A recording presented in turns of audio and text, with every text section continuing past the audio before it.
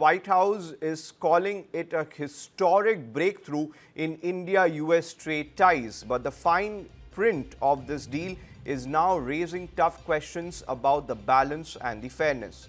A fact sheet released today says the US and India have agreed on the framework of an interim trade agreement following talks between President Donald Trump and Prime Minister Narendra Modi, with a full bilateral deal promised later.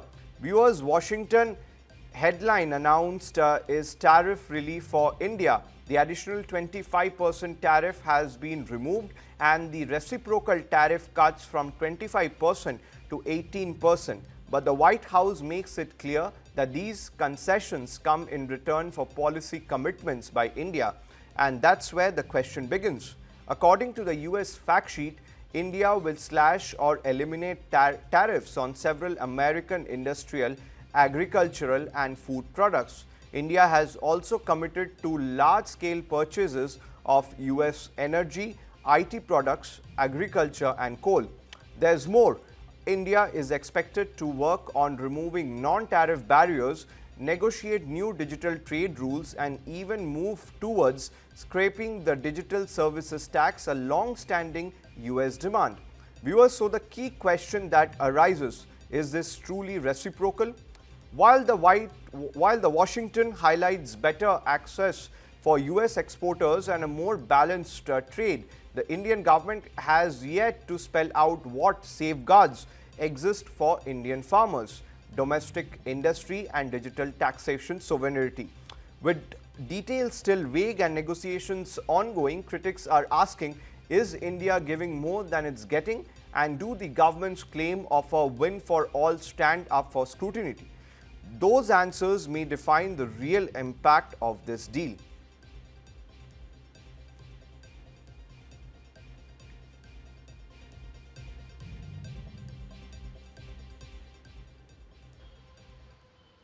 अभी तक जितने tariff हमारे जितने FTA हुए, 9 FTA अभी प्रधानमंत्री श्रीमान नरेंद्र मोदी जी के नेतृत्व में हुए हैं।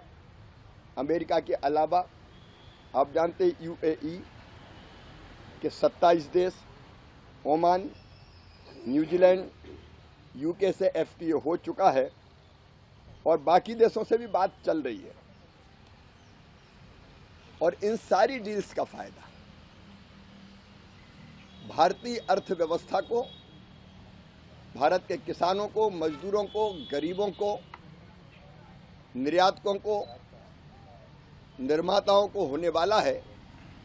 और इसलिए मैं मानता हूं कि जो हमारा संकल्प है 2047 तक विकसित भारत का निर्माण, उस विकसित भारत और आत्मनिर्भर भारत के निर्माण में ये समझौता और ये सब समझौते मील के पत्थर साबित होंगे। प्रधानमंत्री जी ने कहा था मैं देश नहीं झुकने दूंगा और किसानों के हितों पर कोई आंच नहीं आने दूंगा। आप इस ट्रेड डील में देखेंगे कि ये दोनों चीजों का पूरा ध्यान रखा गया है। बरसों तक कांग्रेस ने इस देश पर शासन किया, यूपीए ने भी 10 साल किया, लेकिन ना तो उन्होंने किसानों के लिए किसानों को कोई वैश्विक बाजार से जोड़ा, ना भारतीय अर्थव्यवस्था को स्थिरता और ऊंचाइयां प्रदान की। उल्टे भारतीय अर्थव्यवस्था आजादी के समय दुनिया की 6ठी सबसे बड़ी अर्थव्यवस्था थी, उसको 11वें स्थान पर पहुंचा दिया था। अब हम तीसरे स्थान पर पहुंचने की ओर तेजी से अग्रसर हैं।